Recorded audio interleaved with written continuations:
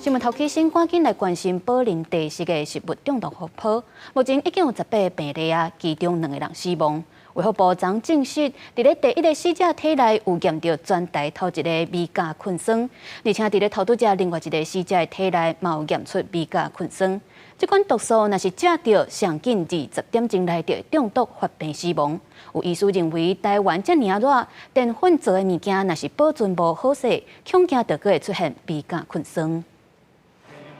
宝林地食中毒事件造成2个人死亡。卫福部指出，伫死者身躯顶验出台湾第一例米甲菌酸。所谓米甲菌酸，若进入人体了，会互身体所有细胞失去能量，无法度运作。患者可能有严重的肝脏衰竭，或者是代谢性的酸中毒。上面因为无法度代谢，和大脑、心脏甲规身躯的肌肉无法度振动，上严重伫咧发病20点钟久内就会死亡。有国内医生警告讲，若是米甲菌酸即马造成死亡的案件，以后可能会伫咧台湾流行。以后食品的保存，那种水分高的淀粉类，一定要赶快呢放到冰箱里面，4度C 以下，赶快去做冷藏。医生讲，米甲菌酸容易伫咧摄氏22到30度的温度之下大量的增加，因为米甲菌酸袂臭无味，无法度对食品的外观看出来，就连是洗过或者是煮过，也无法度给破坏。上好的方式就是预防，莫食长期放伫咧不同环境的